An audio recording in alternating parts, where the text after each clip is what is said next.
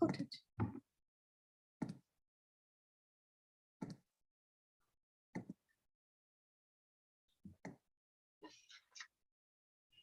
Okay, well, are we good live now? You are live, yes. Okay. I'm going to call this meeting to order. And this is the March 30th meeting of the Truck Traffic Work Group. We are meeting on Zoom. And we have all members in attendance with the exception of Paul Ishak. And the first thing I want to do is quickly go over our agenda. We'll do the call to order, roll call. We have discussion topics focused on the development of the map, identifying the areas for vehicle height monitoring enforcement, evaluating existing signage and identifying locations, recommending a limit, and then we'll get to the other topics that we have to discuss, which would be recommending which vehicles which shall be exempt from the enforcement, etc. So next up is the approval of minutes. I sent out the minutes when I sent out the agenda for Adam. I just resent them in case you did not have a chance to get them. Has everybody reviewed them? Yes. We need a pause a moment. Does anybody have? I'll make a motion to, I was just gonna say, I'll make a motion to accept them as written. Okay, Second. awesome. And all in favor? Aye. Aye. Okay, so that goes forward. So, discussion of the map. At the last meeting, we had a couple of tasks that went out. Joe updated the map, and then I have it printed.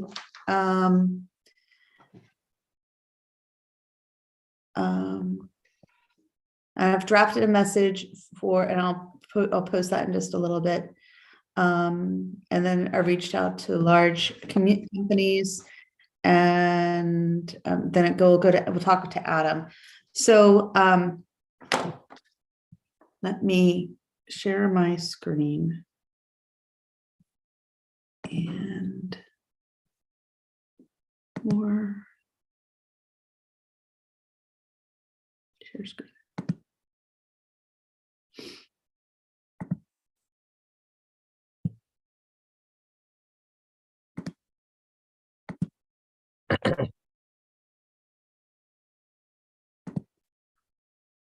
And so I'm not sure if I can do this.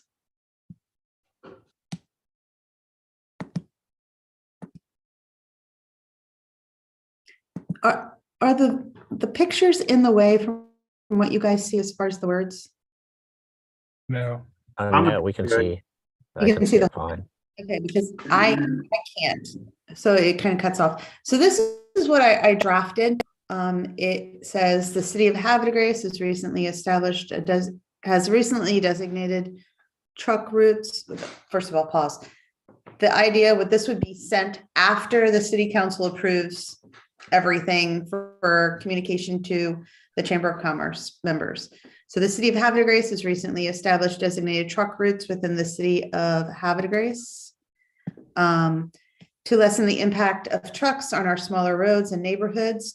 The intent is to keep trucks exceeding 5 tons gross vehicle weight rating on our main routes until they need to turn off for local delivery. We ask that you share the attached map with the drivers and companies who regularly deliver goods to your businesses. Thank you for helping us make our city an even better place to live. So that's what I wrote. Does anybody have any ideas or comments to it? Do we need more to it? Open it up for discussion. I like it. I don't think it's too long, right? And so people might actually read it. And I think it's pretty well spoken in terms of what you're attempting to do. Okay, You did a good job articulating it. okay, great.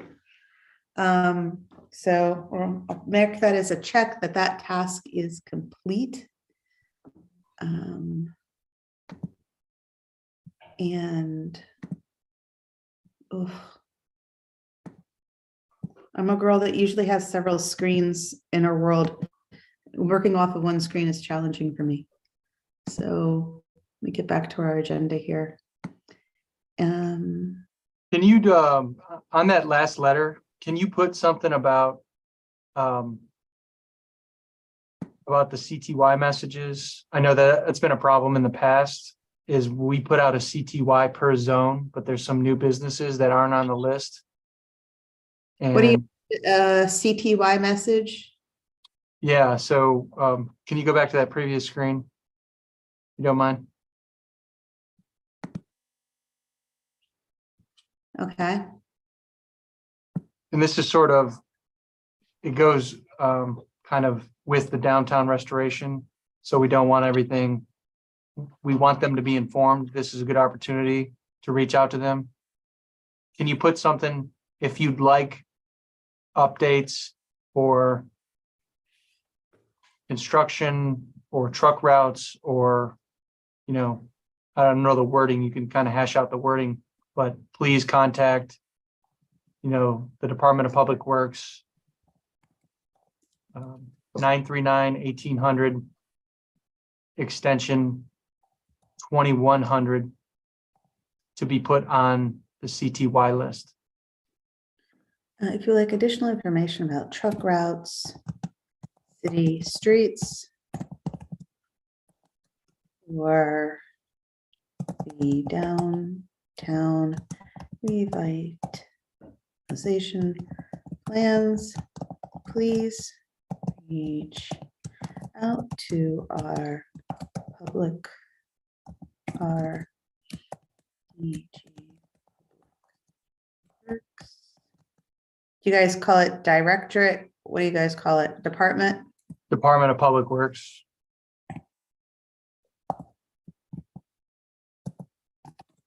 Four 410-939. Hold on, I'm not good at typing. 410-939, 1800, extension. 2100, 2100. And then this will be a good starter conversation. So basically, we don't start construction in the downtown area as well, which would affect the truck routes and them not knowing, because before they start construction, we have to notify all the new businesses that aren't on the list. And this kind of will be a good, you know, preventative maintenance. Proactive, good.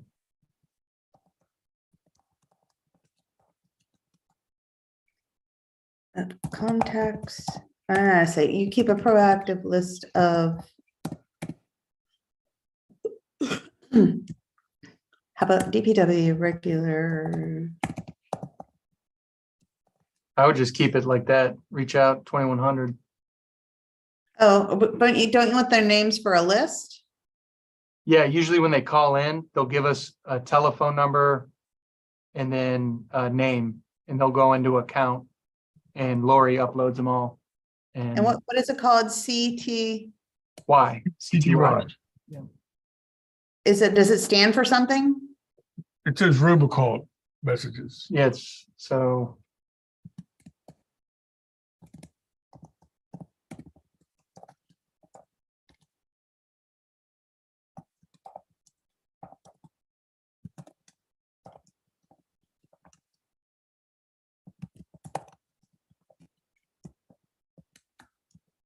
So if you like additional information about truck routes, city streets, or downtown revitalization plans, please reach out to our Habitat Grace Public Works Department and the phone number.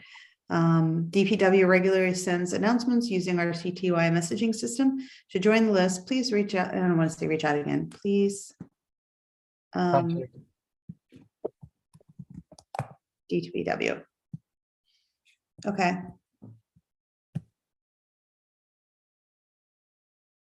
Kills two birds with one stone. I think that'd be better. Okay. Got it. Back to our agenda.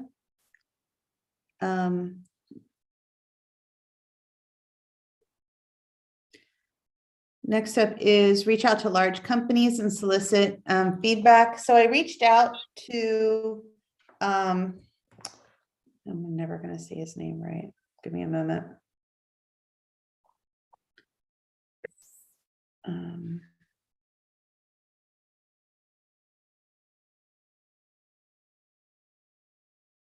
Mike Mullahay. Yeah, I think that's it.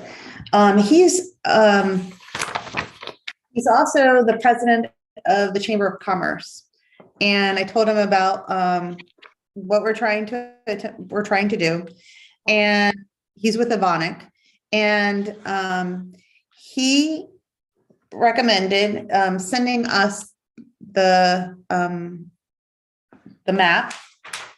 And I can send him the note that we're going to send out as well. And he wanted to look it over and show it to a couple of members of the Chamber of Commerce to solicit their feedback. To also think of additional ways to communicate this to the people who are driving trucks within our community.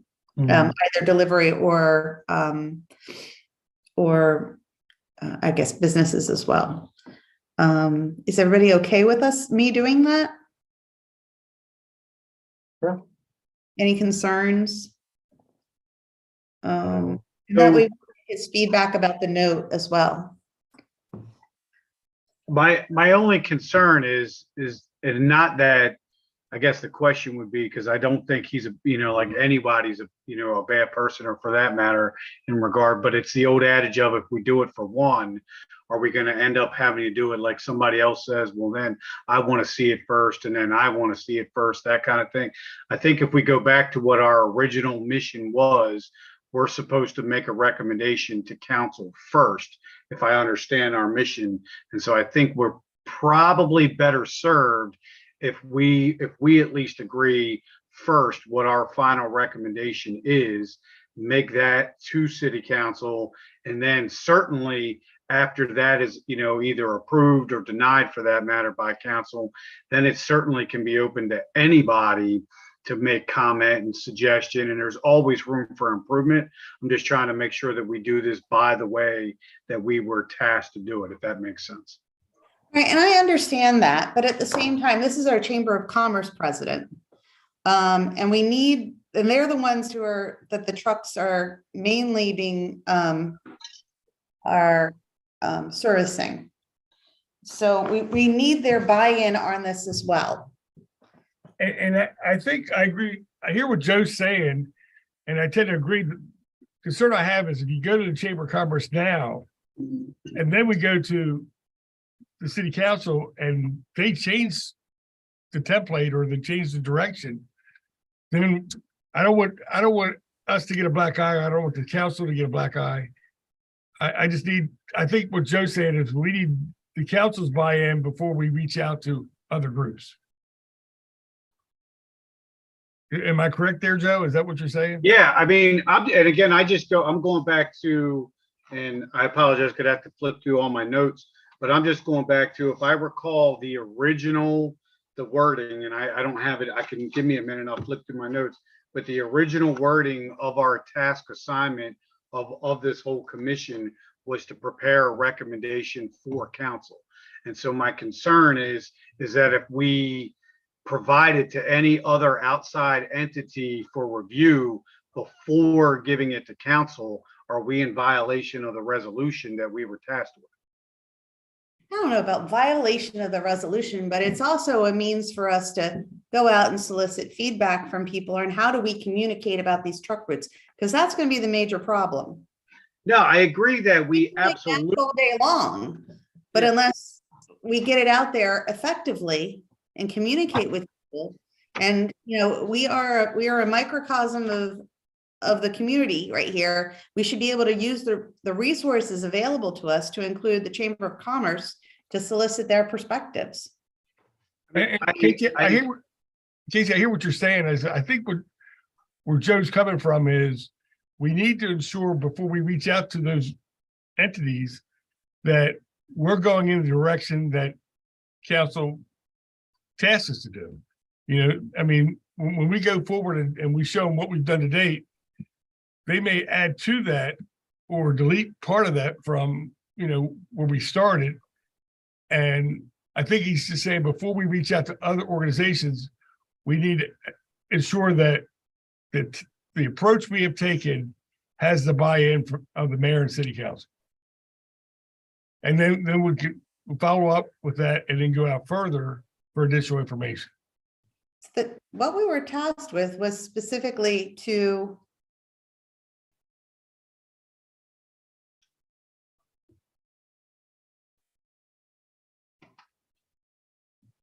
develop a map of restricted roads in the city and provide a map to vehicle operators using the best available technology. We don't know what that is.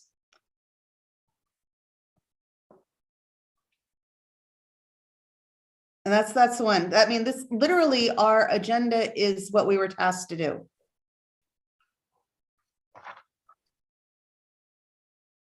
So what I'm hearing from the two of you is that you do not want to reach out to our Chamber of Commerce partners and get their buy-in, that everyone who's sitting here has the information available in order to make the best decisions to complete the task assigned to us, right?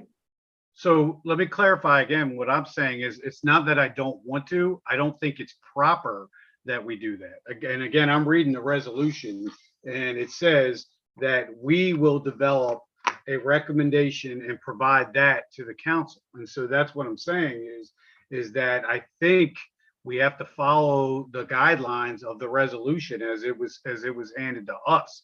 And so, again, I wholeheartedly think once we present our recommendations to council, then certainly the Chamber of Commerce, and for that matter, any citizen in general, can then provide comment and feedback. And honestly, I think that would come into play with all the review meetings that take place at council. That I just think by reading the resolution, I don't think we want to open up, like, again, I'll go back to what I said. The word was, if we do it for one, then do we have to do it for another? It's not that I don't want their input. I just don't think it's proper if we solicit it before we make our final recommendation. That's what we were tasked to do. Adam, can we get your? Well, I was just going to say, I do understand sort of Joe's point, to the extent that essentially when we come back with, I can see both sides of this very much, right? Because I understand the point that, Cassie, hey, if we can get some early on feedback conceptually about where we think we want to go with this, that I do understand absolutely, like, you'd want to nip that kind of in the bud so that we're moving down that pathway in a way that is most effective. But I do see, looking at the things that we're tasked with, Joe's suggestion that we could say that, almost like, I hate to call it sort of a sub recommendation, but okay, here's our recommended map of restricted routes. We believe that one way that might be best to provide this to vehicle operators is in partnership with our Chamber of Commerce and other major businesses, in and around Havre de Grace. So I understand what you're trying to do, Cassie, but I think I do see, to Joe's point, that we're going to give them a strategy to potentially move forward if they accept the map. right? So I think I can understand. I do agree that Joe's not saying we are not doing that. He's just saying maybe wait until after we present, and that's sort of a recommendation about how to go about communicating that the map's available. So. Okay, well, I've written the letter that we would then recommend to send to the Chamber of Commerce, but we should not even recommend a letter then to the Chamber of Commerce, quite frankly, because first we should recommend that the city of Havre de Grace reach out to the Chamber of Commerce and get their perspectives before we tell them to send this to their members. Because that would be rude. Well, the thing is, and I think what you would say is that this is the first cut, and if we have your buy-in, the next step would be sending a letter to the Chamber of Commerce asking for their feedback, and of which we have a letter drafted to go forward. It's Right. like, And again, I'm going to pause here and make sure that you all understand that we're not asking for the Chamber of Commerce's approval of the map. We're asking for their feedback and ideas on how to communicate to their members best. And again, I'm not disputing that. I don't think that their feedback wouldn't be warranted and quite honestly welcomed. All I'm saying is in order to do it properly, based off of what we were tasked to do, I believe we got to go back to council first with our recommendation, whatever that is. And that be, obviously, we drew a map that, Lewis just made a great point. We can write into our recommendations. One of the things we might want to do before this is finalized is have the city invite the Chamber of Commerce in to offer input and so forth. That could be written into our final recommendation that we present to council. All I'm saying is before we go to any entity whatsoever, whether it's Chamber of Commerce, citizens, and so forth, I believe we have to provide a recommendation to council first.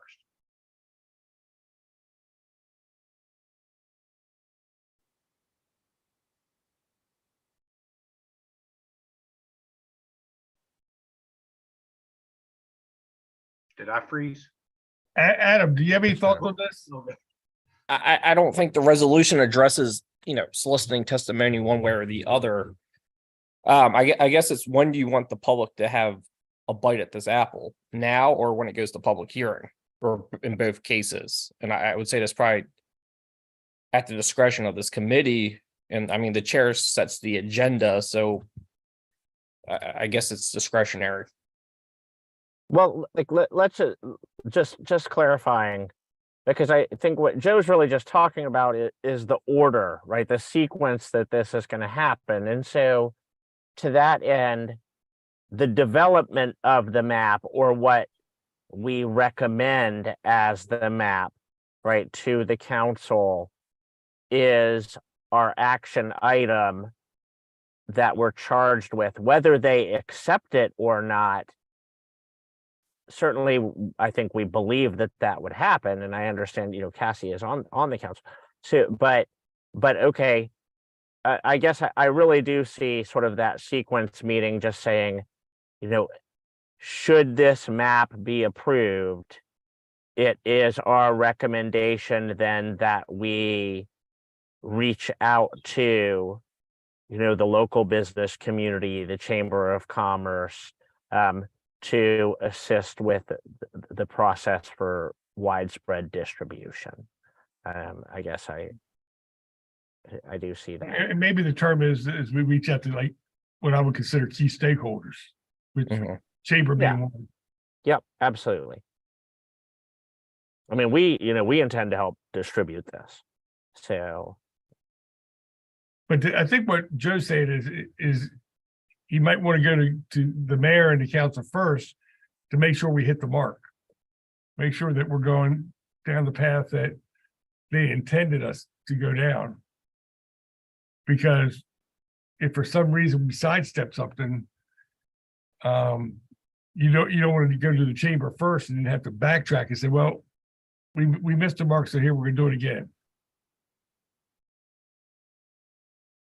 Adam? I just think, I mean, if this body wants to solicit the testimony of stakeholders before going to the council for it to formulate its opinion. I guess it's really up to them. Or do you want those stakeholders going directly to the city council, or both? See, and I see that the role of the work group. A work group is supposed to work to use all the available resources to make the best recommendation to council. And the task was to reach out to large companies and solicit their feedback on how to communicate about routes.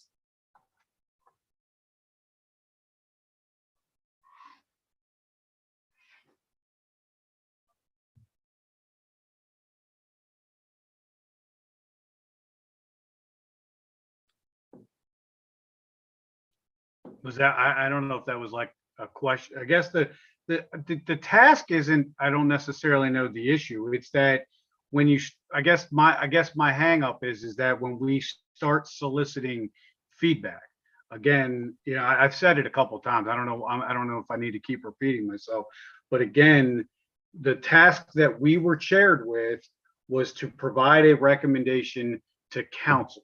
So then we provided to council first, and then, you know, and again, whatever public forum we do this, whether it's, you know, the same way that council meetings and they have the public feedback prior to a regular council meeting, you know, whatever forum there is, that's the opportunity then to present, you know, to the greater Right, and I think citizens. where you're coming from is you're thinking that they're going to come back with comments about the map or comments, and that's what we're looking for. We're looking specifically for how best to communicate to their drivers about the new route and their opinion.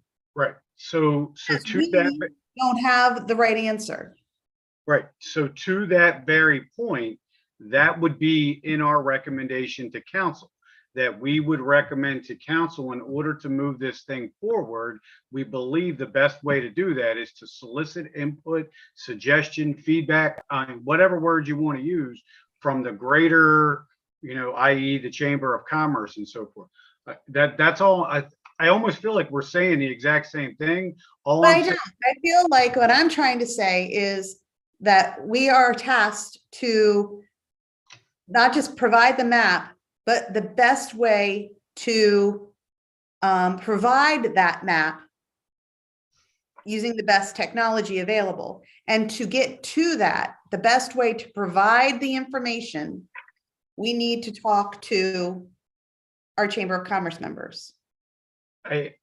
the only thing, and this is where I think I'll disagree, is again, I'm reading the resolution, and our clear purpose was evaluate existing truck routes, which we've done, develop a map of restricted truck roads in the city, provide the map to vehicle operators using the best available technology, right? So again, but we don't know what that is without going through council. Identify the areas for vehicle height monitoring. You see, I mean, I don't know that you want me to keep going on and on. My point is, again, and then it ends with recommend. We have to make the recommendation to council first. And maybe our recommendation is soliciting input and feedback from places such as, like, again, I don't want to say, doing so, we're not completing our requirements, but I'm going to table this discussion because it's not getting us anywhere. And I'm going to make the task. I will go to the mayor and get his opinion on the issue of providing a map. If we just simply say, you need to talk to your Chamber of Commerce people on how to provide it, or would you like more details? Okay, so we're tabling the discussion and we'll review that later. Right. Next task, Adam.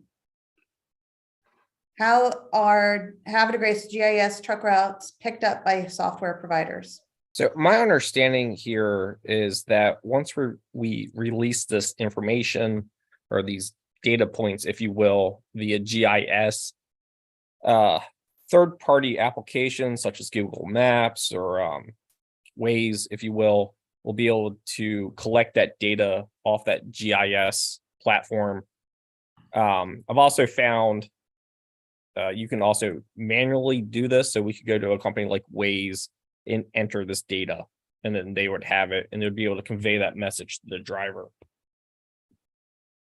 But I think the first attempt at this would be probably just to put it out there and see if they collect it. That's somewhat pretty consistent, Adam, with what we found. We had a lot of problems in Baltimore City with getting the attention of the major providers like Waze and Google Maps, for example, particularly non-trucking specific applications. And it took several years for Baltimore City to put their map in a GIS format. Okay. But that was found to be the key to actually getting that information. Okay. And that's something like just using Esri, if you will, putting it online. And I think, I don't know the ins and outs of this, but it sounds like those platforms and then basically take in that information and then share it with the public.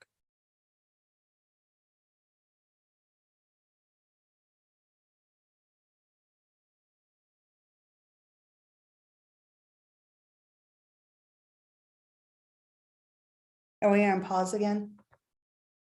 Lewis, you're muted. Oh, I'm sorry. I didn't.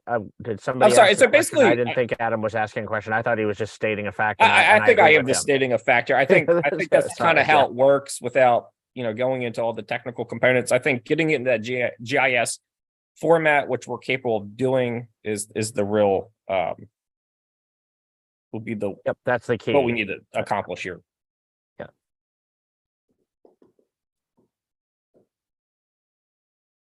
Okay. So it just happens, but once you put her on there. That's And the, Lewis, is there, I mean, when you deal with truck drivers, are they using one kind of mapping platform or is it kind of preference? No, it's all over the place. Okay. All right. If you have a driver, you even have, some systems that are, some major companies have their own unique systems. Okay. But there are a number of very common programs that are specific to trucking. But then, the largest single population of truck drivers is independent contract owner operators, right? One guy who runs his own truck every day.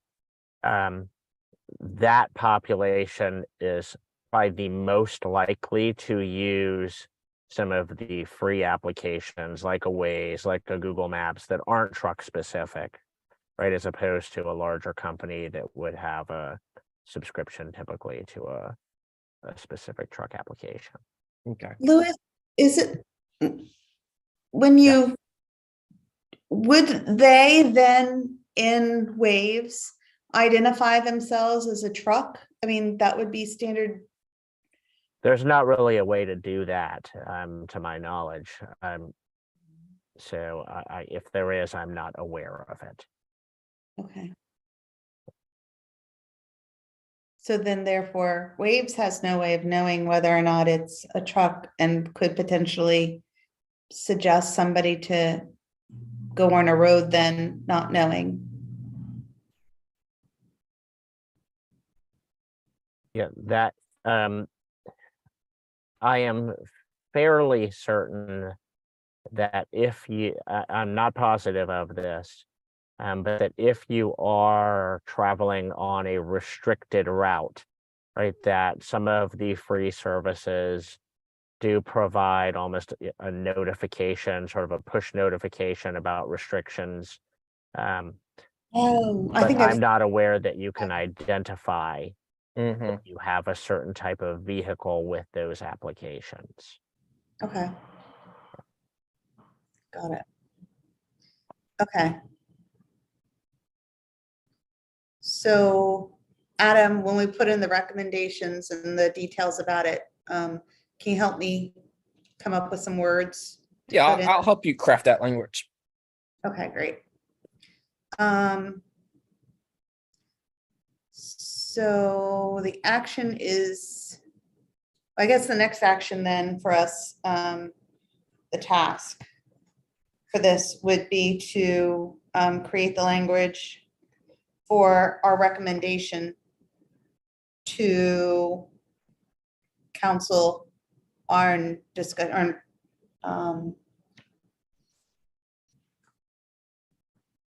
on section 2B for the, what was it? The resolution. So addressing section 2B, which is develop a map of restricted roads and provide the map to vehicle operators using the best available technology.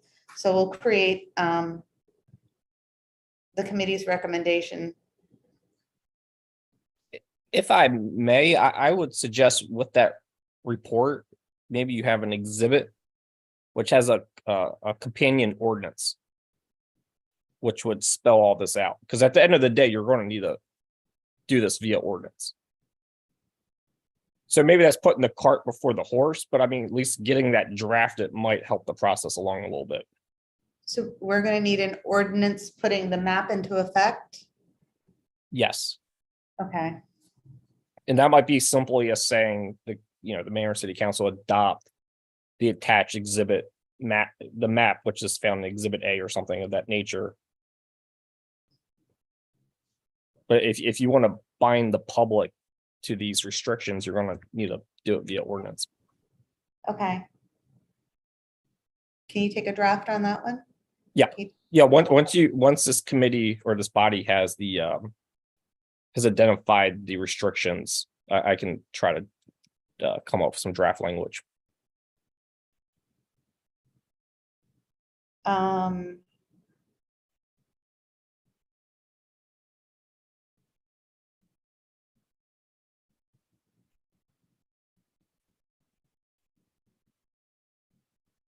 So what additional do we need then? I guess, do we have a final? I don't think this body has formally adopted the map. Have we? You all? Oops. I Must thought have- we did in the last meeting that we,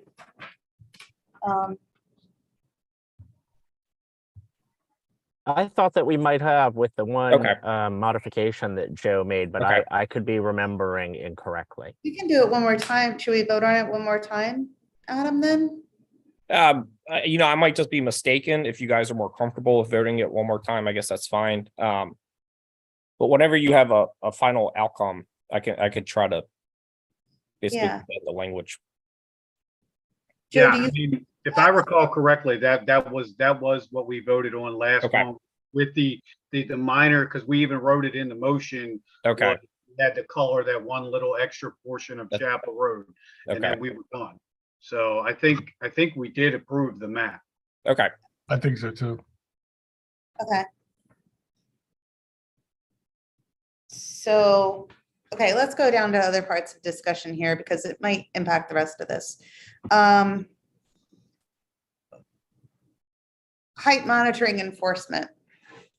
Louis, you found out some very interesting information in regards to the height monitoring system costs and availability. Yep. So in case anybody just needs a refresher, what Conduit came back with was essentially that you're talking about a monthly cost per camera between $4,000 and $4,500. That they, I'm not really familiar with what procurements look like, for government agencies, but that there was an opportunity to piggyback on what was done in actually Delaware, and that Baltimore County was able to do that, and that other governments could do that as well. But I think the real question for you all is whether or not that is even a feasible option from a cost perspective, because you are talking about that's for one camera, one location. And you said last time that if I'm correct, the return on investment kind of decreases over time. That's accurate, Adam. So I'm going back from the inception of the Baltimore City cameras because Baltimore County still hasn't actually started theirs. They're supposed to be starting sometime in April, right? Is what happens is the citations go down, right, as cameras are placed. That's why we support the mobility of the cameras as opposed to the quantity of the cameras. Which the cameras are mobile. So for example, if you decided that you wanted a single camera, and you identified, let's just say 4 routes that you thought were camera enforcement appropriate, you would have the ability to move the camera when when it's accomplished its goal on a particular route, right? So. Hey, Liz, what Casey, are the requirements of the electronic monitoring? So you have the camera and you're basically renting it for $4,000 a month. What are the training costs that go with that? So I have no idea about the day-to-day operational training components, but there is a robust process that you would need to have in place around violation processing, enforcement, abatement, right? So, there is a process that you want to provide people who are legitimately operating on a road where they might have camera enforcement to have a citation dismissed. So like the simplest example, well, let's just say a package delivery, right? So if you haven't screened them out and now they're getting camera citations, you have to have a process whereby they can ideally easily demonstrate that they were legally operating at the time so that they don't have to go through a potential civil citation, a potential court issue, otherwise. So there is a lot that you have to have behind that. Casey, I've been really struggling with this vehicle height monitoring enforcement because I'm led to believe, and correct me if I'm wrong, I'm not aware that we have any supporting documentation that identifies a problem relative to vehicle heights within the city of Havertide Grace. And I guess it goes back to what was our original task. And I thought our original task was to identify residential neighborhoods where trucks were invading and making it tough for the residents. But I'm not aware that there's a problem with the vehicle height monitoring system. And if that's true, then why would we go into a cost to the taxpayers when there's not a perceived problem? Right. And again, what we discussed last time too, Dave, was that the height is just the means of identifying the vehicle that is over the gross ton weight. Because if a vehicle is over a gross ton weight, then they're typically of a certain size. And that's how it's just used as a means to enforce the signage that we're putting up, saying no vehicles over a certain gross ton weight. Yeah, that's completely accurate, Cassie. What I don't have a handle on, and you guys would have, is do you have a problem in a way that you do or don't believe that better signage coupled with traditional enforcement can address, Well, that's good. as That's opposed to right pursuing there. electronic enforcement. Let's ask that question to the people who are in the group right now. Do we as a committee feel that if proper signage was put in place, that we would see a reduction in truck traffic on roads that are identified as not having no truck traffic? Yes, and then I also think we have a duty based off of, again, the financial impact for this whole monitoring system, I think, is astronomical without evaluating first. We've already identified that we do have a problem with signage. So I think, again, we attack the problems that we know exist. And to the point of the data comment, we don't have any data, hard data, that would support even making the recommendation to even consider spending that kind of money for something that we don't even know that we need, because we don't know that there's a problem. So my answer to your question again is, I think yes, we fix the signage because we know that is a problem, and evaluate that. Casey, I remember when I was on council, we had an issue with trucks missing Old Bay Lane by Stansel Field. And they were coming down and they were going into Bay Boulevard. And of course, the residents there they had me on speed dial. And I got with DPW and we got proper signage for those areas. And once the signage went up, the complaints disappeared. It went away. And so the only thing it cost us was the signs that dictated no truck traffic on, Bay Boulevard. And we also put signs up by Old Bay Lane that says, here's where the truck traffic should go. And so that's my only point is that was a simple solution. And I'm not aware that, I mean, from my perspective, the problem went away once the signage went in. So And you Joe, are taking I'm sorry. Go ahead. go ahead. Louis, you go Well, ahead. and you are taking the additional steps of having a map. I know we're talking about how is that going to be communicated out to people, right? But those are all part of the plan to address the challenge you may be having. So, that may, it's robust, but between the combination of steps that you're taking. So that's where, whether electronic enforcement is a necessary or becomes a necessary component, I guess, is to be determined after the other steps have been completed. Right. Okay, so we could recommend that as a last resort, but not preferred. Could we recommend as a resort of kind of the whiplash from 2016? If you remember, Dave, when the section 190 was changed to stop that one-way traffic, Mm-hmm. could that be a recommendation to consider perhaps closing off that, make it a no outlet? Well, and that's one other thought I had, is the problem on Erie Street just truck traffic or is it traffic in general? The Because comments that I've received is specific to truck traffic, that they're not complaining about the cars, they're complaining about the trucks.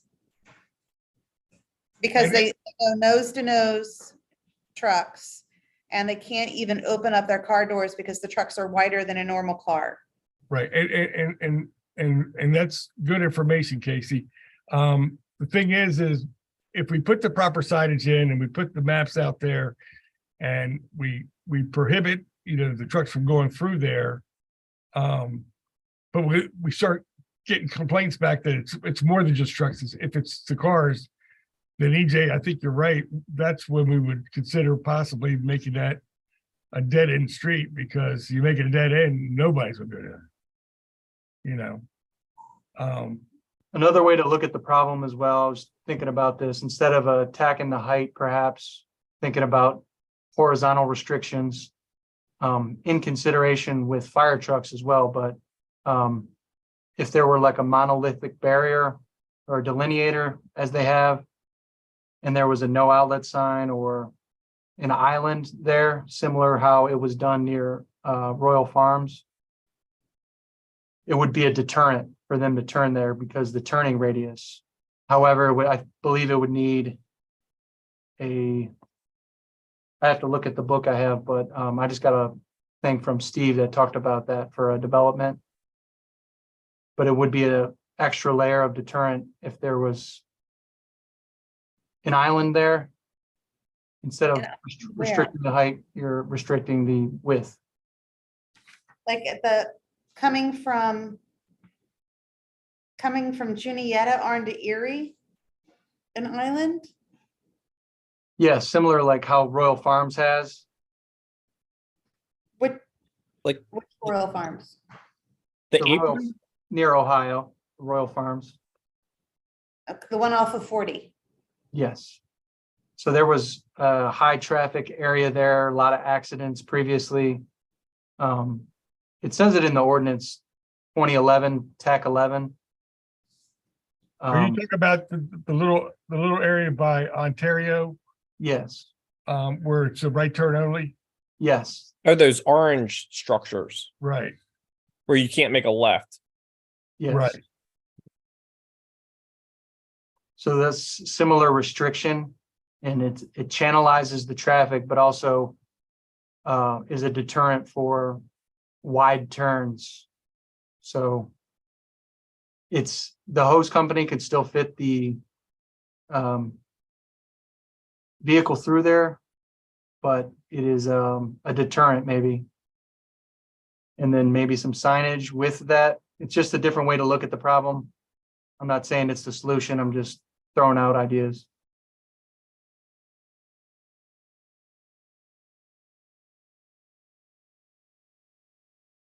Okay. Joe, can we talk about, you looked in regards to citations and fines for trucks using our marked areas?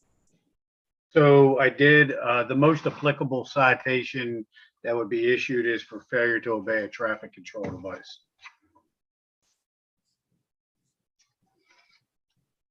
And what's that fine? And I knew you were going to ask me that, and go figure, I don't have the email that I sent printed in front of me. If you bear with me, I might be able to go back without logging off.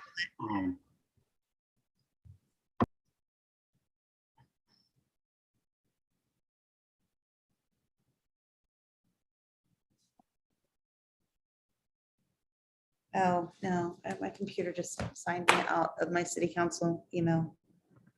Okay.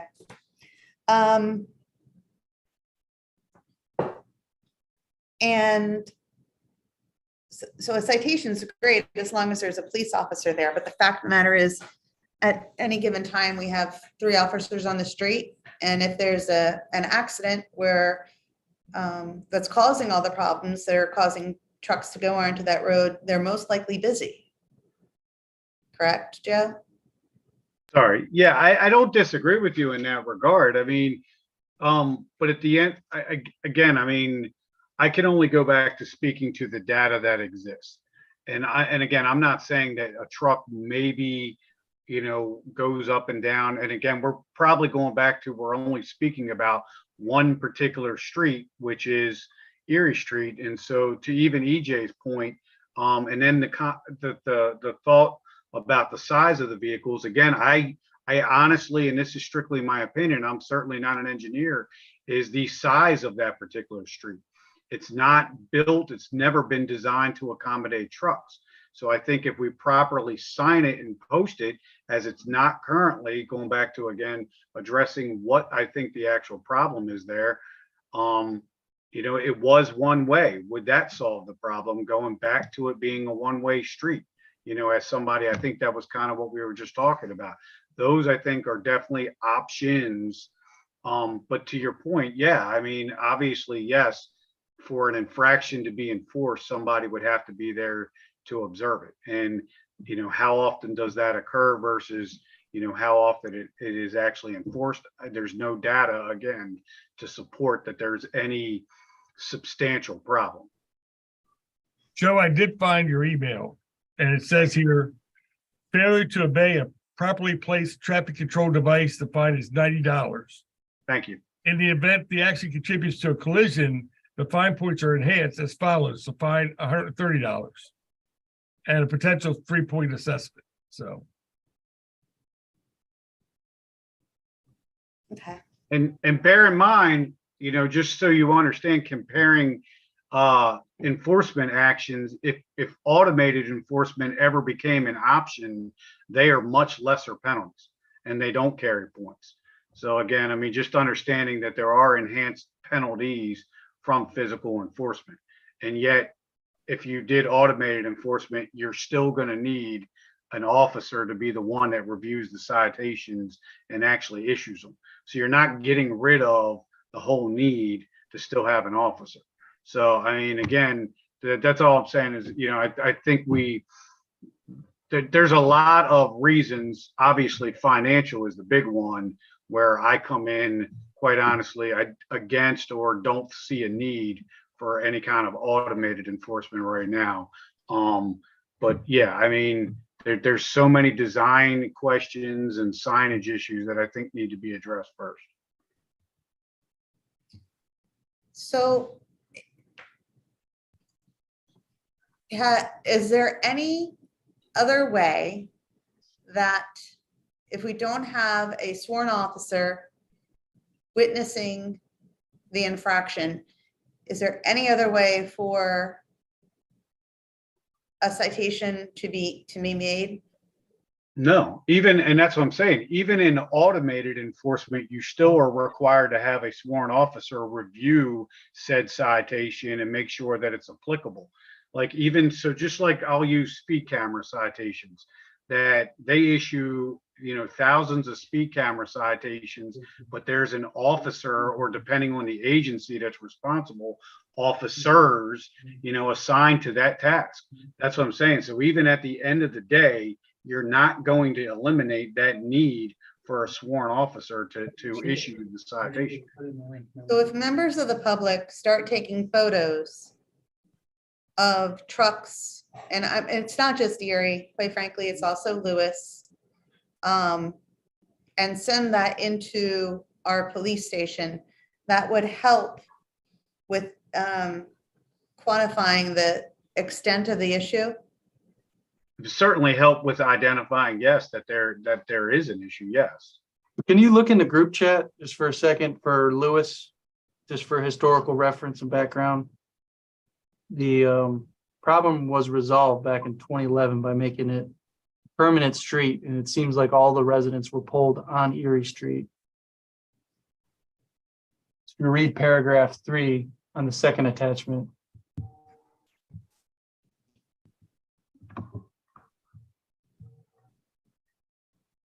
So as I read that, that says all traffic, whether it's truck traffic or cars. It's the second attachment. That's the first one. That reversed 2011. But didn't the mayor's executive order supersede all of this? Yes, I'm just referencing it for historical reference for Lewis. City has conducted a survey of the neighborhood and has confirmed overwhelming support. And that's for Erie Street. Yeah, so we're not recommending to reverse it to a one-way street. We're simply saying consider no outlet. Did you also do the research on why it was changed? Yeah, that's in the second attachment.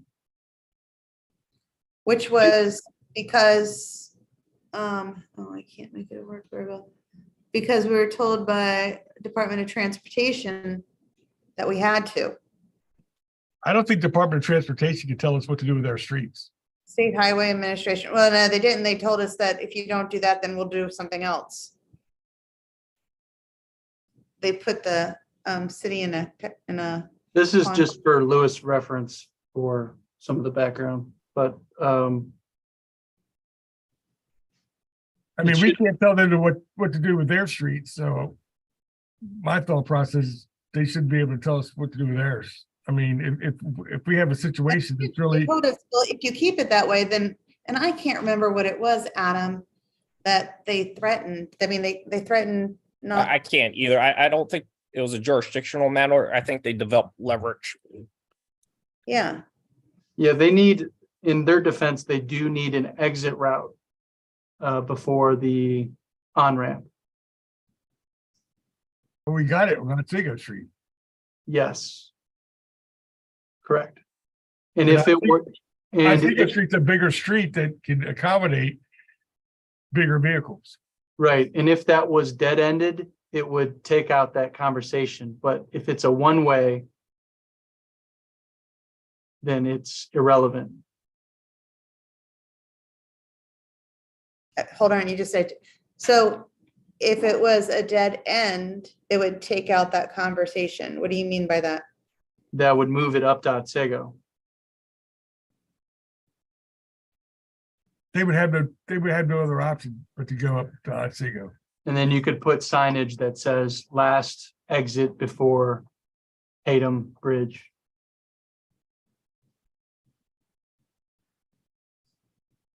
And again, I'm just looking at solutions. I'm not suggesting that this is the way forward. Just trying to say, I looked at the historical documentation and we're not changing it back to a one-way because that's already been overridden. However, Dave made a consideration for a no outlet that I think is reasonable to. Dave, do you want to comment? Well, I said that, if the problem is vehicle traffic on Erie Street, to include trucks and cars, and people using that as a outlet to get to Route 40, and that's really causing a problem for the residential neighbors of that area. And plus, it's going to be compounded by the Habitat for the Humanity, housing units going up there. Maybe we just make it a dead end. I mean, it was a dead end at one time, and I think after we had that storm from hell that, shut down every damn roadway in the Havertide Grace area and Cecil County area, they decided to open up, but that was like an isolated incident. I don't see that happening. It could happen again, but it's not going to happen very often. So, that's just an option that I would throw out there, that if the vehicle traffic is a problem for that roadway, which according to EJ, there was a survey done of all the residents, and they didn't want that street to be used as an outlet to Route 40. So that's just, so that's just a food for thought that we could make that a dead end. Not to say that's the preferred solution, but it's just a thought process.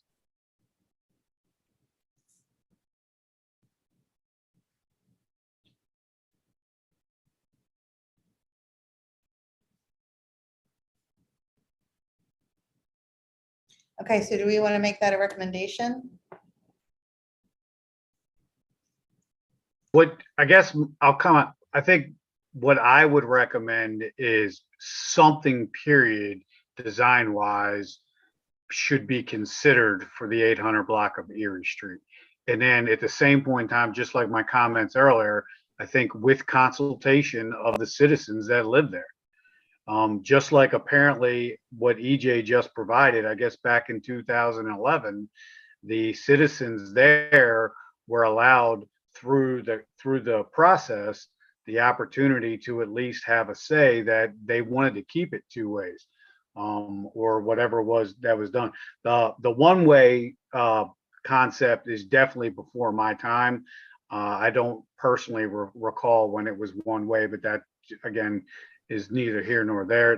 That very well could fix the problem. Again, if you turn it into a permanent residential street by making it a one way, then obviously the only people going up and down that block radius are the people that live there.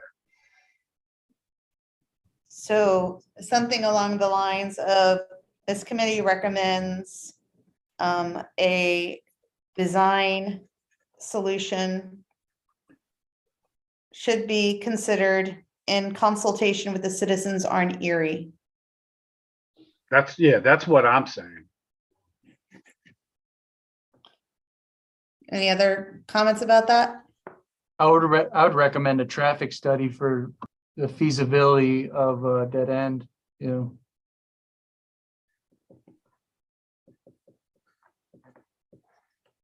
Hey, Dave, just for, I guess, for conversation purposes, when it was a dead end, so was it a dead end on the 40 end or was it a dead end at Juniata?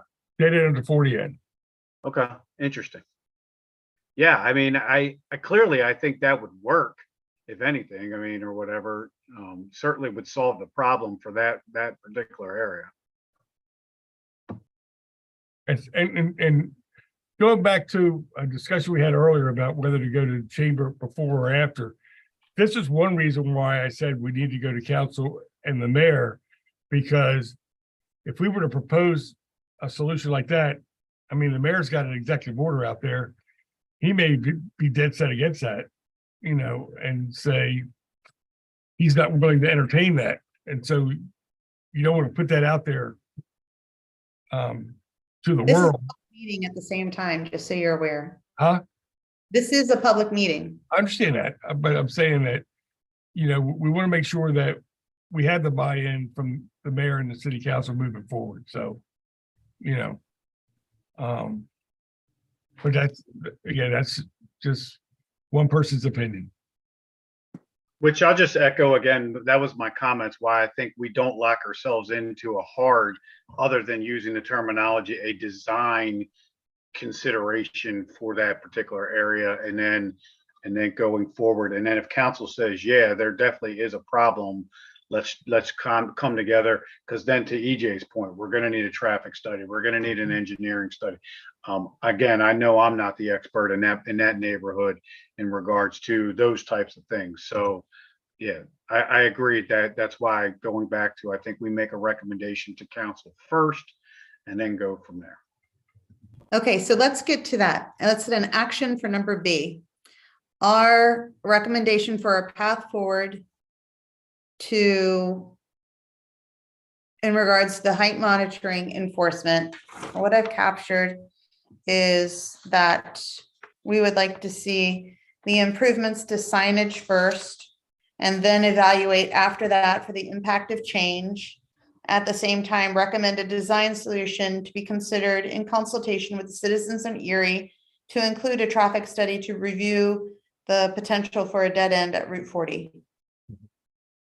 And until all that's done, we can just table the vehicle height monitoring enforcement.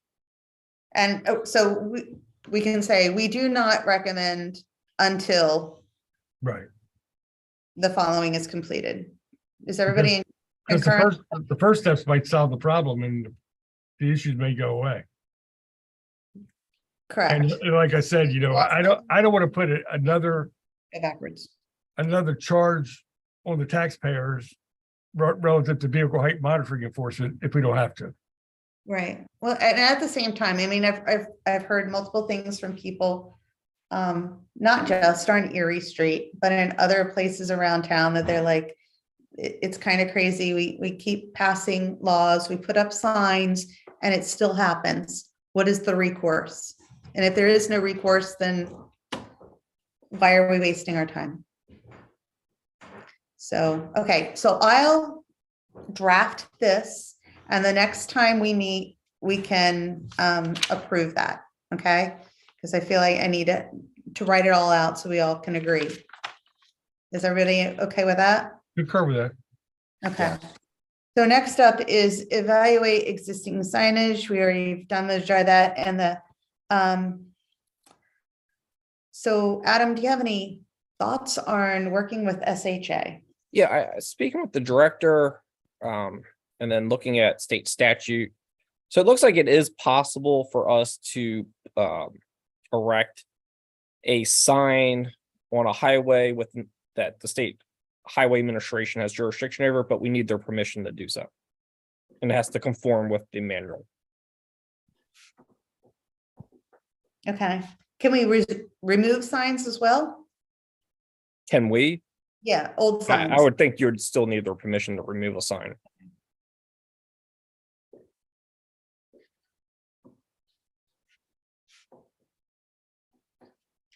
Okay. So I attempted to use the map to identify the locations, and then you can't see this, and it doesn't make a damn bit of sense, quite frankly, to do it this way, the more I did it. So,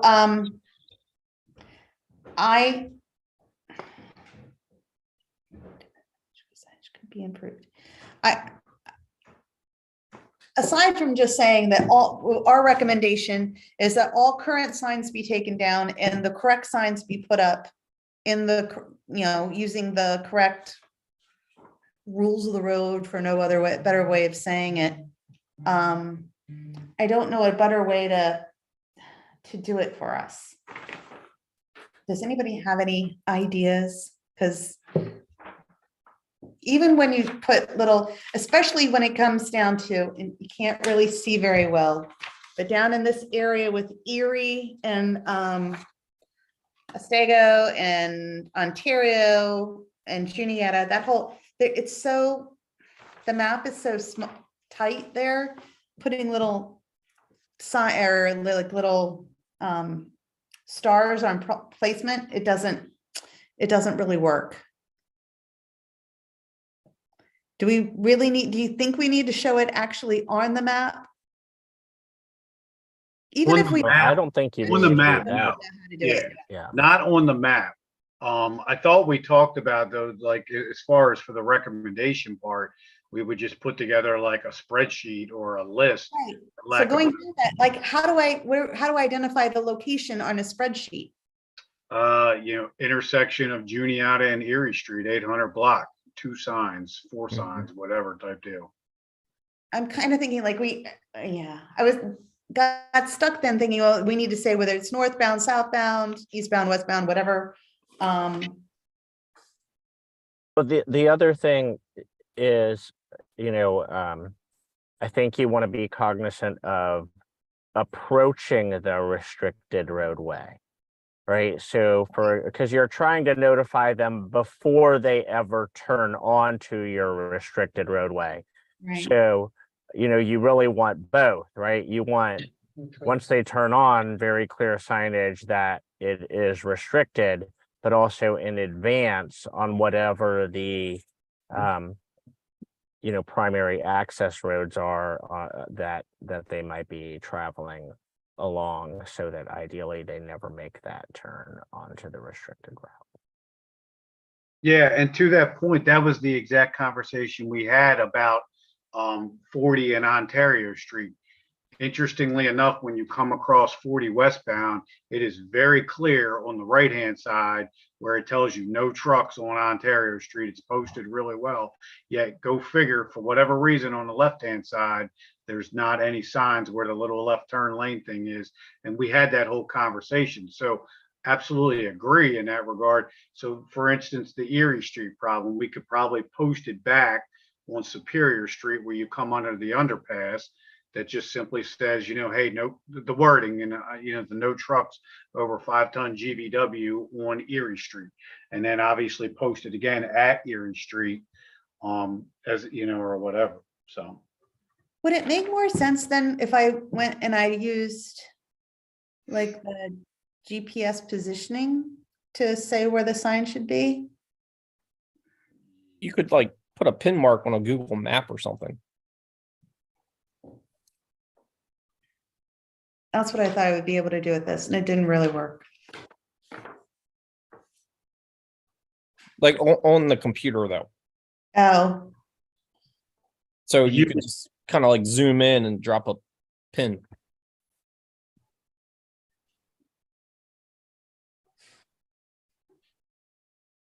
I don't know. I think that's going to get really busy as far as like trying to, and then whoever the poor guy is that's got to go out and install all these things is going to look at a map with a number of pins.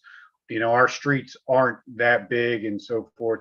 I think we're better off with just giving a simple spreadsheet, keep it simple. And, and then if the person has questions, they come back and they say, hey, this thing said, Seagull Drive or whatever coming off of 155, where do you want it? are there any standards for the signage for the trucks that says that it must be posted within, I don't know, I'm making it up, 30 feet from the intersection. Is there anything written like that in Yeah, the, check the code, MUTCD code. If you guys give me a second, talk about some. I can pull it up. Well, I'll try to find it.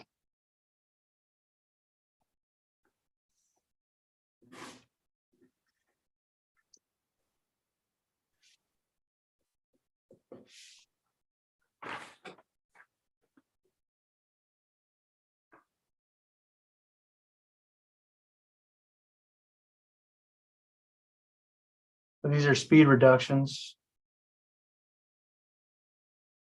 so Dave, I was even looking at Bay Boulevard. You know, I remember seeing signs coming into town from on Revolution. I don't remember seeing any going out of town on Revolution for those, for Bay Boulevard. And that may be true. The problem is the trucks that were coming in off of the bridge right there by Stansel Field were missing Old Bay Loop. And so. So then that begs the question, do we need them in both directions or just one direction?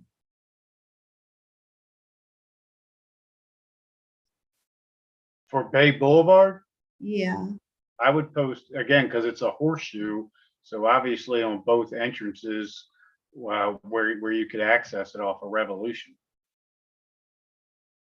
yeah, but the sign should be, or is the sign facing people only driving in on Revolution, or should we have signs that are on the? No, I would put it in both directions, because again, you can come up Yeah. Juniata and make a right and go up Revolution and go out to Old Bay in that direction if you happen to be coming in off of 155 or whatever. So Right.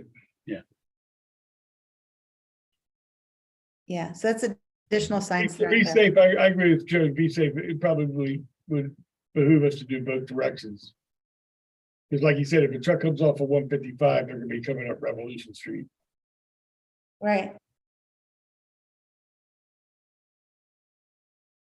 So.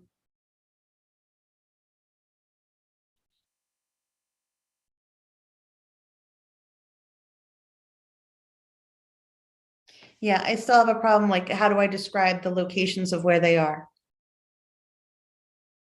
in regards, so like for Bay Boulevard, you would list it based off of the 100 block of Revolution Street.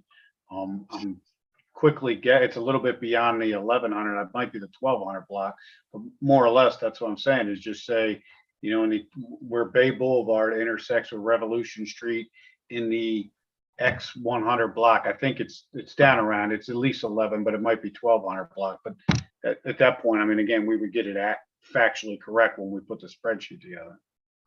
Okay.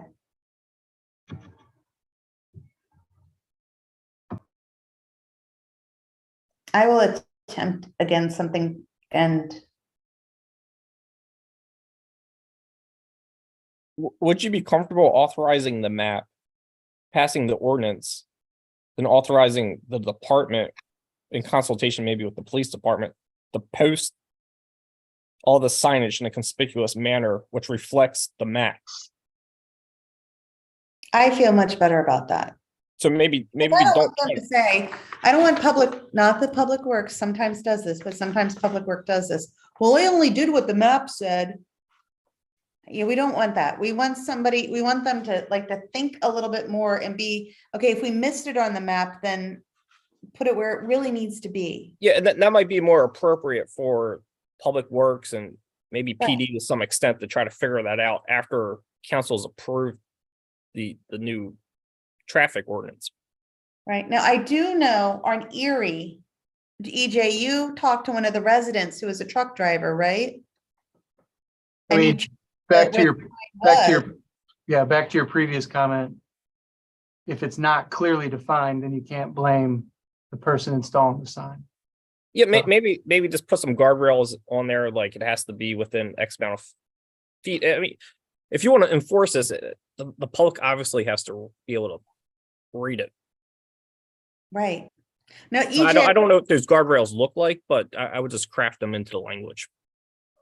EJ, I was trying to get you to talk about when you talked to the gentleman that lived on Erie Street, who gave you advice as far as where to put the sign to make it easier to see if you were a truck driver? Yeah, I already told you I improved that intersection. Since improving the intersection, we haven't had any complaints to my office. Okay, So we but raised the sign and then added on a no truck with a slash through it instead of just having the verbiage. And we did it on both sides. And since then, we haven't got a complaint.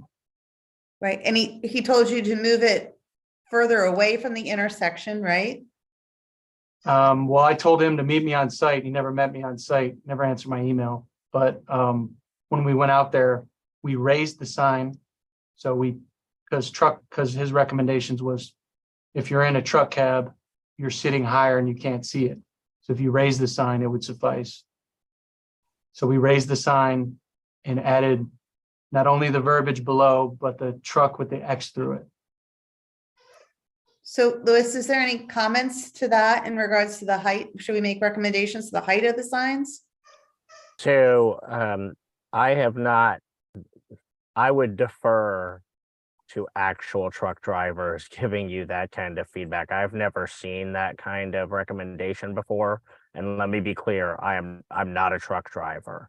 So you certainly want to account for maximum visibility, right? So, but what that entails, I would not be the person to ask about Okay. that. So this recommendation came from a truck driver, just for Right. reference. Yeah. So we raised it based off his reference. And we haven't had any complaints since the new signs were up, so I didn't, He hasn't called me lately.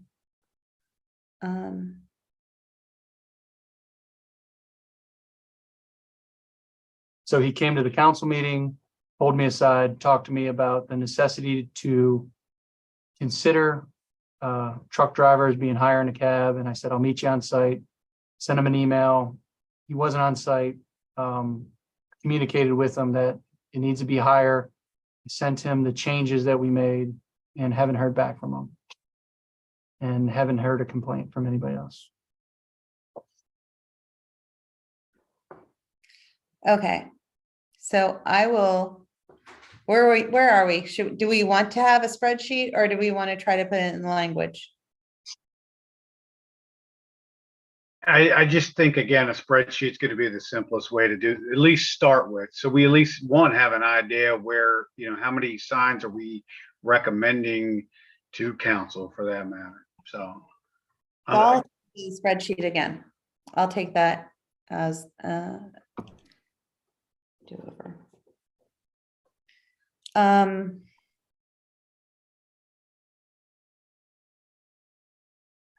Areas we did that. See, click map.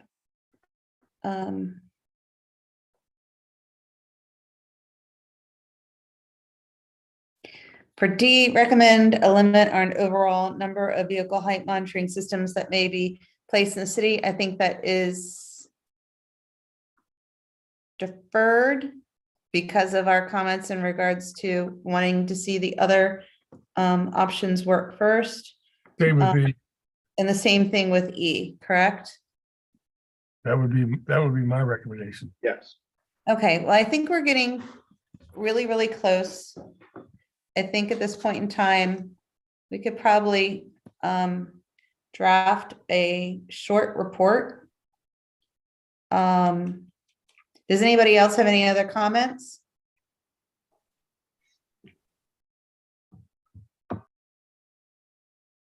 Okay, so if we were to, and I'll take the lead on drafting a short report.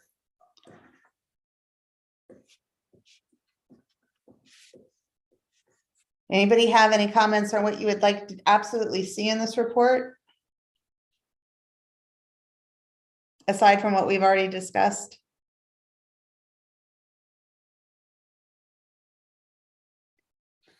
I would assume that we want to have a photo of the signage to be proposed. The map. Adam, you said a draft. A companion ordinance, I would get that started for the council. Okay. I really think we should have more in there. Louis, is there anything that you can think of that would be helpful to the council for consideration? Well, because our recommendation, it sounds like, is going to be not to pursue electronic enforcement at this time, Mhm. right? I think there's a way that we could word that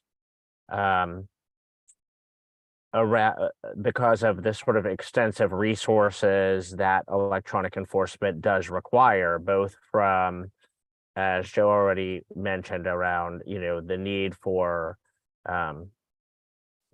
the officer to still review, the fact that you do have to develop a process for the mailing of citations, for the contestation of citations, right? They have a dedicated person in Baltimore County who is being set up for the purpose of responding to citations. So I think that there's a way to maybe, Right? I'm sorry. It's a mobile system, so they move it all around the county wherever there's a need. Well, they have the ability to, but you have to publicly notify the locations where you may use electronic enforcement. So, for example, in the city, right now, I believe they only have 6 cameras.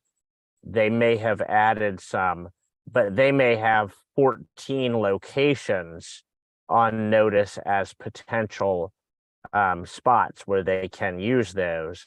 And they do have to have signage actually, under the state law. You have to actually have the signage as well, indicating that electronic enforcement is in effect. So, they publish online, for example, all of the locations that they have deemed as, I'll call it, camera eligible, right? But they may only have, a limited number of cameras that, where they're in place. So many of the facilities are not using cameras, and many of the locations are not using cameras currently, but they have the flexibility to move those cameras to those spots as they see fit. Okay. Yeah. And Joe, I'm like pressing buttons here. If Harford County had mobile units, what would prevent them potentially from coming into the jurisdiction of the city of Havre de Grace and using those units? Is there anything really? I mean, we could. Yeah, I mean, I don't know that there's anything that would prevent them from doing it other than, some sort of an agreement with them, to come in for whatever reason. No different than like I originally spoke about, just commercial vehicle enforcement in general. In order, like, if we wanted to do something along those lines, we most likely would just reach out to an allied partner to assist in that endeavor. So, Okay. yeah. So that's even a potential, because I know Harper County is going to be starting down this road as well. So I actually, that brings up a question. I'm truly asking the question, and Joe's probably the person to answer it. But I believe that you have to establish a local ordinance, Yes. right, around these things. Yeah, Adam, thank you. So that would be a component, right? Depending on how your local ordinance was established, what limitations you put on the number of cameras, because a local ordinance limiting the number of cameras is a requirement, I believe. And so that is something that could restrict you from another partner coming in, depending on how you write your ordinance, right? So, Yeah, so it sounds like a few minutes ago, we were going in a direction where the council wouldn't authorize the usage of a vehicle height monitoring system. However, now it sounds like maybe we are authorizing usage in the municipality, but by an outside agency. I think our recommendation is that we don't have anything to support recommending us as a city spending the money on it. Now, The actual usage could be authorized, though. I mean, again, but that's certainly way above me in that regard, as far as, authorizing, if Harford County said, hey, we have some of these and we want to see if they work or something like that, then obviously, but that's a conversation for a whole nother day, in that regard, as to whether or not, again, who would be the authorizing entity to say, yeah, we want to go ahead and do that. I think that's a whole sidebar conversation. So I To think Yeah, I I was think just going to say to Councilwoman's question, in regards to, is there any legal roadblocks? I don't know of any, because again, I'll just speak to like the traffic task force. We all within the county work together on a traffic task force, and we bring, the task force comes to town, and then we take it to Fallston, or whatever, wherever the identified problem area is. So legally, I don't know that there's an issue. As far as actually reaching an agreement is, again, I think that's way down the road. But we wouldn't want to do anything that would preclude the potential of that in whatever we write for the ordinance.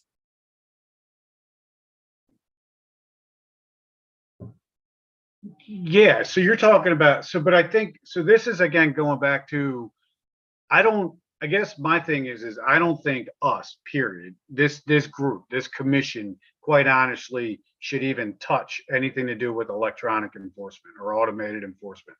I don't think, again, based off of the information that we've received and in regards to what we were tasked to do, I think our recommendation is, right now, we don't have anything that we would recommend supporting, even touching, or that topic. And so therefore, I think you just defer away from it from a later day. And then we make the recommendation that obviously we want to try to correct signage, post it correctly in accordance with, I believe, Adam, you referenced MUTC, or somebody did, in reference to that. And so we do everything that we have identified as a problem. If somebody comes behind us 2, 3, whatever, however long down the road, and says, everything that we recommended for whatever reason is or isn't working because we haven't evaluated it yet, then I think we can say, well, the county or whoever else, Baltimore City, Baltimore County is trying these other ideas. Then maybe I think that's when we open that thing. I just don't think we're at a position right now to even remotely touch it.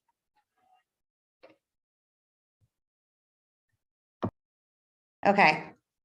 So getting us back to, so we'll work on a draft to put together with a photo of signage map,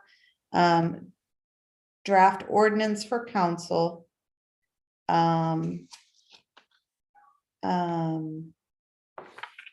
Anything else? Should we put the information that we researched in regards to the vehicle monitoring systems in it, or as far as we should talk about it, but any kind of like amendment or like addendum to it or attachment? I mean, I think we could certainly put in our recommendation that we learned that fiscally right now, it's not supported. And, and that's solely based off the numbers that we initially received, that right now, we could certainly say that, again, based off of the information that we do have, we don't see a reason to even pursue that fiscal note. I mean, because again, you got to remember, and I think somebody mentioned it earlier, the cost that we only have right now is just the cost of the cameras. We certainly don't have the salary of the employee that has to be married into that in regards to when you got to go back to the citizenry. So I think you just use the simple word fiscally right now. We don't have anything to support going forward with pursuing that angle. Right. And the draft note to the chamber, that was the other thing that needed to be added to that. Yeah, and again, but so I wouldn't specifically, my point earlier is, because I wouldn't just single out the chamber. Again, I welcome their comments as I welcome anybody's comments. I think that we would say something along the lines that we recommend to council that we solicit input. I think Dave used the word stakeholders. That's a great idea in that regard, that I think we recommend A before. note is to inform them that there's a new map, not to ask their opinion about it. Yeah, okay. I mean, either way, I think you want to let them know, but I'm saying I don't want to go down this whole thing again, because I think that you, as you said, it got kind of a roadblock, but I guess my point is in our recommendation, I don't think we have a problem saying we recommend consultation with other stakeholder groups. And they'll be able to do that when the ordinance has a public hearing. Right. I think that was the word I was looking for earlier, public hearing. I apologize. I mean, the Kept public saying actually public. might have two bites at that apple, because when this report goes on the council agenda, I mean, they can show up and oppose or not oppose it then, and then they can submit a position on the ordinance as well. Right, and again, not to beat a dead horse, but the attempt was to identify better ways to communicate that there is going to be a change to the roads. So, I know you said maybe it would help if I said it like this, that I agree with you wholeheartedly that we have identified a better way, and that the better way might be through consultation with these other groups, and that's what we recommend to the council. Does that make sense? Sure. Okay, so we're good. We have a path Can forward. Casey, can I just clarify one thing? I'm sorry, because I know we're talking about ordinances. I wanted to separate conceptually and make sure that I'm on the same page. When I was referring to an ordinance earlier, I was talking about a specific ordinance around number of cameras that are authorized, right? You all are referring to the ordinance around the adoption of the restricted routes, Yes. right? The map itself. Thank you. I just wanted to make sure that, thank you. Okay. So if So we I don't think address that, we're fine. I think at this point, we're not suggesting the council authorizes the usage of these vehicle height monitoring systems in the city, right? Not at this That time sounds correct until to me. they Yep. do other But matters. Just to reiterate this, if we want another agency to be able to use them in the city, we would have to authorize that by ordinance.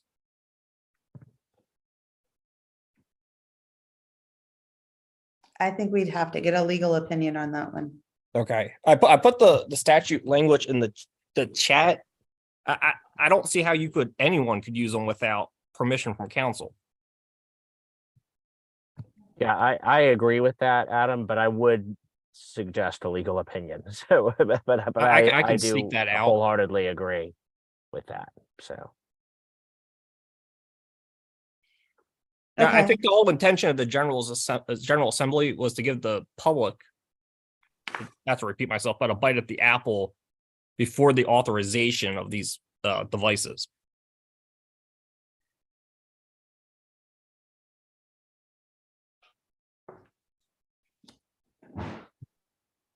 I don't know. And that's basically why they mandated this work group.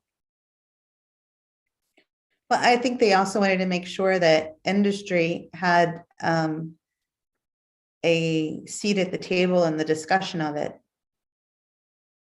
yeah, because what we expressed a lot of fear, honestly, in some jurisdictions about the number of potential citations that would be, I'll call it, erroneously issued because you were legally operating on a route that it's not like a speed or red light camera, right? Where you're guilty necessarily, because a lot of truck traffic, even on a restricted route, can be legal, right? And so that they wanted us to work through these processes. We wanted to work through these processes. So, yeah. Okay, well, I think we have a path ahead. If everybody's comfortable with it, and I'll create a draft and attempt to do that spreadsheet again. I think this time I'm going to organize the spreadsheet by artery that needs to be designated. And then where the signage locations are after that. I think that'll make it, I'm hoping that it'll make it understandable. I'm not sure if it will or won't, but I'll attempt to do that. And Adam, I'm gonna send it over to you and get your opinion on it before I go. Okay. And I'll reach out to the city attorney's office in the morning and try to get a legal opinion on if we even need to go down that route of authorization. Yeah, if another entity does have them. Okay, well, cool. Well, thank you all for your time. I really appreciate it. Joe, thank you for being the person that pushes back. I appreciate it. It's who I am. It's all good. That's good. It's all good. So with that, can I have a motion to adjourn for this evening? So moved. I make a motion to adjourn. Okay, all in favor? Aye.